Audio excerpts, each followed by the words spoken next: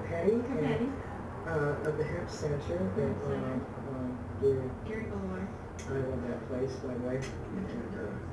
Shona Gochenaur, patient advocate and educational director of Access of Love, of which I'm a member for 6 years. It made my life so much better, I can't even begin to tell you. So, anyway, without an organization like Access of Love that's compassionate and doesn't believe in taking all your money just to help you get healthy. So I don't believe health should be a profitable industry. So with that, I'm going to turn over some of this discussion to the experts, which are not the policy or the people. We are the experts here in this room, the patients and the people who work with the patients. So thank you for being here, both of you. Thank you so much for having us. I have you on video. I was going to show a little excerpt, but we couldn't get it working. So can you explain a little bit about, I know you got a letter recently that was kind of had bad news in it. Can you talk a little more about it? Well, the latest tactic is the federal government is sending letters to the landlord and to the bank, okay, so that holds the mortgage for the commercial properties, and having the loans called in if they don't evict us. And so they're using the financial industry, institutions, as now the long arm of the law. They are the law. Okay, and so they're using the banks to shut us down. Okay? And it's not about zoning. It's about selling illegal drugs. That's what it's about. It's not about any of the things. It's very clever. You think it's about, people think it's about zoning because they cite being so many feet from a playground. They're talking about the laws surrounding crack cocaine and this kind of thing of drugs being sold by playgrounds. And so it's not about medical marijuana. Or about the kids. Or the kids. The kids are 2.5 blocks away. You're near a park, right? You're kind of like a beautiful strip of Monterey Cypress, and it's near the Geary bus route. Well, yeah, that's along the road there. They have that, but it's not really considered a park. But the other one is a mini park, and they're putting them in all over town, and it's really great for the kids. The little parklets and the more open public space, unfortunately, is backfiring. And we don't want there to not be many parks. Right? We're pro-park. But they're using parks as something to get the public behind this. To make them think it's about zoning. When it's really about the drug laws. It's about the federal drug laws. And what really needs to be done is cannabis needs to be rescheduled. And that's what will stop. Or descheduled. Descheduled, yeah. I'm with you, Denise. At least take it down. And that's something that the Congress should be able to, it's just one thing. Well, me, I'm not into compromise. I want the whole enchilada. I want it legal. I don't want it regulated. I want them to regulate stuff that's bad for you, like guns. Like, they have regulate guns instead of cannabis? Yes. What an idea. Yeah, and the bottom line is that if you legalize it, you decriminalize it, then what happens is it gets affordable. The price comes down. It gets plentiful. Okay. When you're constantly attacking the supply, when the demand is just going up, and the medical marijuana industry is also competing with the recreational market. So we're not in an isolated bubble, Well, I think the recreational market is emerging piggybacking off the medical market. Well, let's be real, ladies. It still goes all the way back to cotton, and that hemp's better than cotton. So we've been competing with all these different markets. And wood for newspapers. Hearst controlled the wood for newspapers, and he was behind making it illegal. And he was right there with the chemical companies who were selling the stuff to make the wood pulp into paper. And it was good money. The forestry industry, the chemical company, and the Hearst, the publication industry all benefited from making hemp illegal. Well, it just seems to me like there's just a bunch of vultures sitting around, and there's hemp in the middle, this beautiful plant that can save humanity, but nobody's really figured out how well it can save humanity, because there's a lot of, it gives off more oxygen than any other plant. I mean, I'm going to go into a little bit about hemp, because it's just really important. It gives off more oxygen than any plant. That's how they spot it from the air. They use heat sensor and different sensors, and it shows more. I mean, it's just a fantastic plant. So, you know, if you planted it everywhere, it would stop global warming. Well, I think one of the reasons, and what Kathleen's pointing to that's really important, is one of the scare tactics they're using is this increase in sentencing that happens when you're 1,000 feet from a school. So they'll make anything, you know, in San Francisco we're very tiny, you know, we're 7 by 7. So just about anything can become 1,000 feet within, and then you can scare the financial institution and the landlord with 40 years imprisonment, and that's a scare tactic that works. Well, I'm a grandmother, and so it doesn't matter. 20 years is a life sentence. Yeah. It doesn't matter 20, 40. You know. They should I'm just saying, but the bottom line is though is that we've lived under that threat this whole time, that we could be charged under federal law and sent away for the rest of our natural lives. This whole time.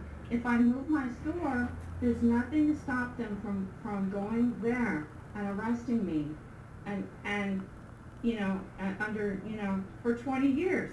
You know, well, some people are trying to relocate their stores. It's nothing protecting them when they move.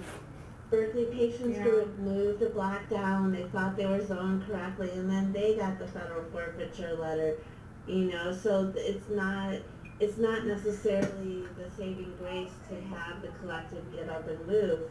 I mean, I think what we need to get up and move is the supposed lobbyists that are on our side in Congress to really get something where the states have some shield from the federal government if they're you know, I mean, just Monday we've got Steinberg and Leno's law coming through the state Senate and getting approved, and what they're hoping is that that will create some shield, you know, for the feds not to get as involved as they are now.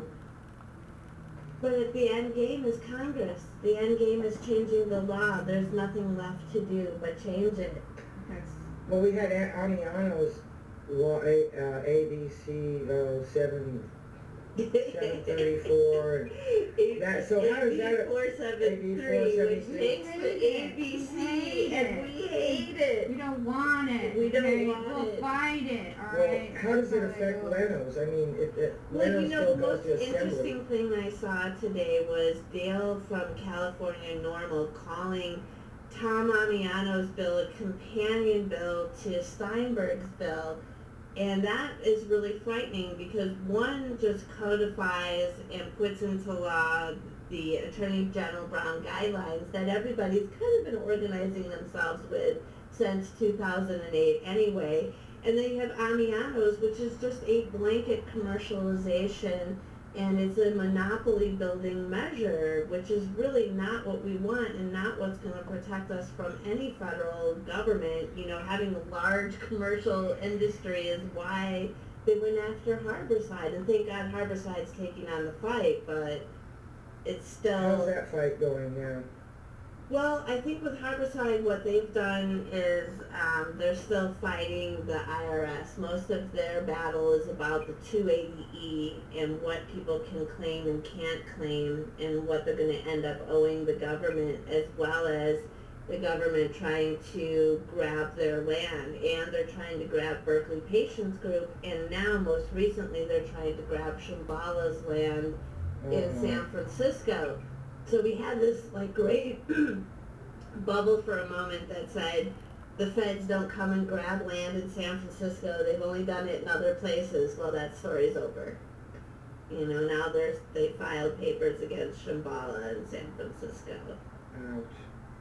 So Leno's, but getting back to Leno's, I don't know, there's the alphabet soup of it all, but Leno's bill.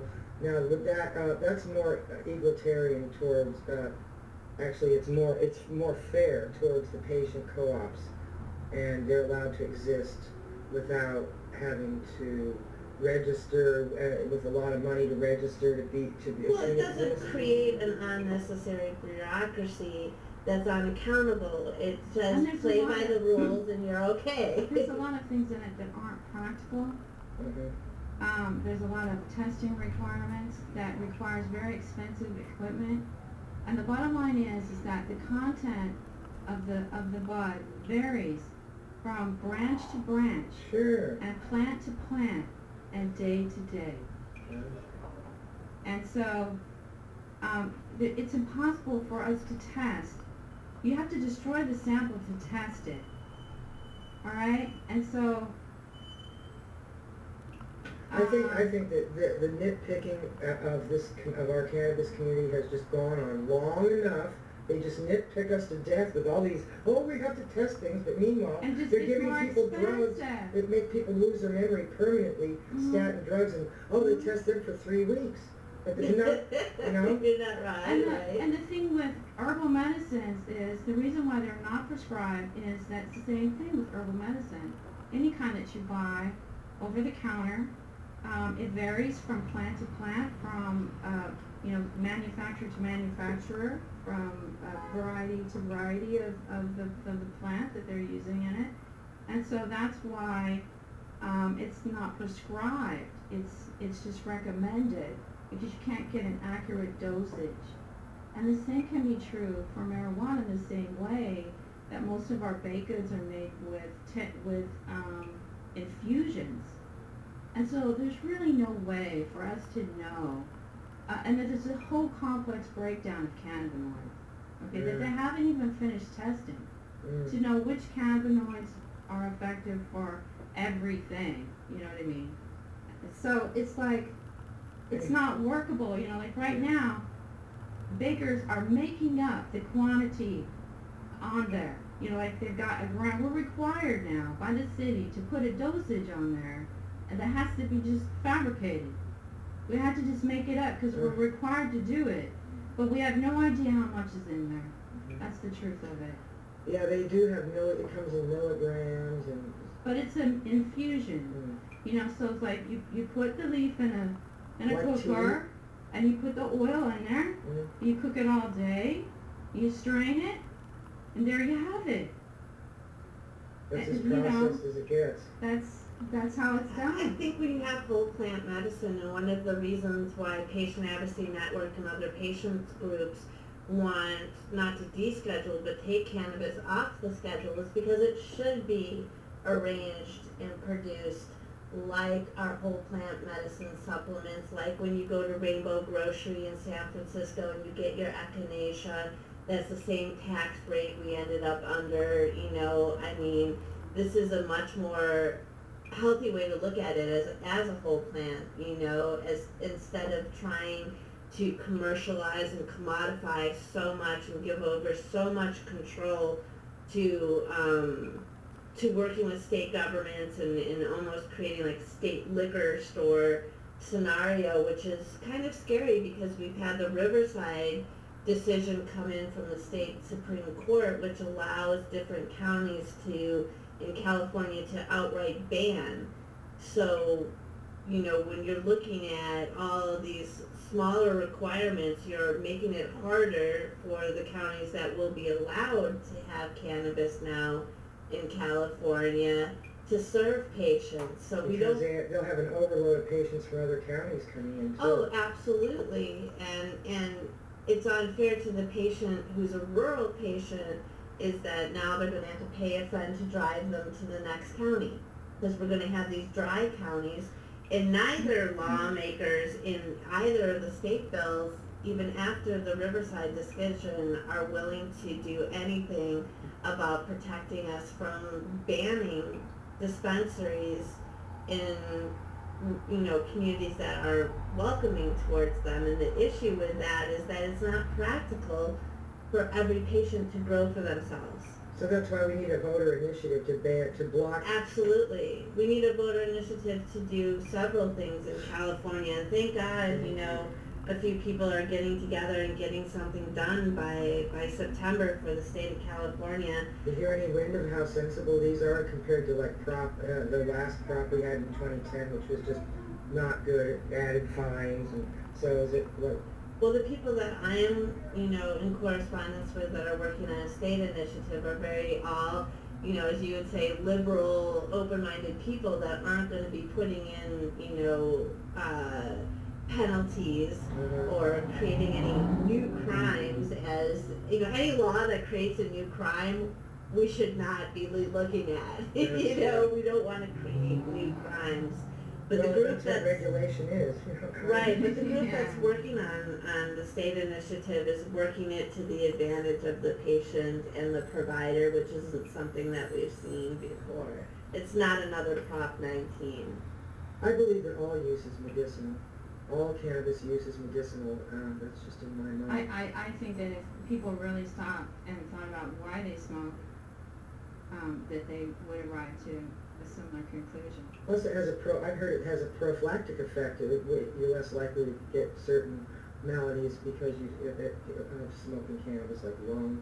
There's people who have never smoked anything in their lives that get lung cancer. So, we're figuring that people that drink. Well, I don't know how they take the oil, but that'll cure cancer. I heard someone was cured of cancer the other day by just using the oil, some of the oil. So, well, that's really costly. That was Michelle Aldrich and. Right. There were some children too. And it's a costly endeavor, but at this point, and that's another reason why it needs to be decriminalized, is so that insurance companies and state programs that care for people who are indigent will be able to afford their medicine better. I mean, we have Botox shots to make your lips bigger. Viagra. All considered medicines and all able to be deducted from people's insurances and etc. So it's still a long way coming, but we can do something in the immediacy in Congress. It's not a big ask. There seems to be this knee-jerk reaction from the clubs in Southern California, which, there's this, a thought that maybe, we need Northern California to be its own state. Southern California can deal with their own thing. But it's like, they feel like there's just clubs opening up everywhere. But I just feel like they're copping out because they don't want to do the work that we've done in San Francisco to regulate. They don't want to get the communities together down there. They don't want to take on their own problems. LA's compartmentalized. You know what I mean, right? And when I go down there, I see the clubs. I don't see eyesores. I don't see kids hanging out in front smoking weed and doing deals. And so I don't see the big problem. But to enforce something on the whole state based on a problem that they perceive or fear-mongering that they have down there, exactly. The state board, I filed for the first resale permit in the state for Leno over in Moreno. They didn't want the tax from her. And then when I filed in 99, 2 years later, they wanted the tax from just me and only me. And they said I have a patrol over one time because Terrence Hallinan wouldn't cooperate and send over the local cops to take all of our money. At some point, Terrence, and so Terrence refused. And so they called the Highway Patrol. They sent the Highway Patrol, guns drawn, handcuffed my employee, pulled their money out of their pockets. Fortunately, they had pay stubs to prove that it was their wages. You know what I'm saying? Gave us a receipt now, told us to pay our taxes, and left. Okay. They hit my bank account for years on end. They want to make only me pay for the first 6 years. Make an example of you. They're just now settling with me. Even though they promised me there'd be no looking back, they promised me they'd be fair, they promised they'd settle. Year after year, they promised they would settle, and they would be fair. All right, so it's now, I've been open 14 years, and they're just now going to settle with me. They had no trouble sending the cops after me. They had no trouble emptying my bank account. So what my point is, that's the State Board of Equalization, our sales tax people. That's who we are currently under to regulate us. They have no trouble regulating us. Let them regulate the They can come down right now and put a padlock on my door if they want to. Okay? So they can take over my building. straight up run my store for me and collect their tax money if they want to. There's their idea of tiny government, huh? I'm just telling you, so why do you want to put us under more? They'll come with their guns blazing, you know, with their little bulletproof vests and their you know, I mean, who's going to protect the patients when these people decide to break the doors down? Okay? That's my concern, too. Are the local cops going to come over and protect the patients? Well, it seems like the climate, the political climate is rising against cannabis. It seems like there's a showdown at the OK Corral right now. I think so. And everybody's facing each other with guns, you know, drawn. Oh, you don't even know. Right now, we've got an election.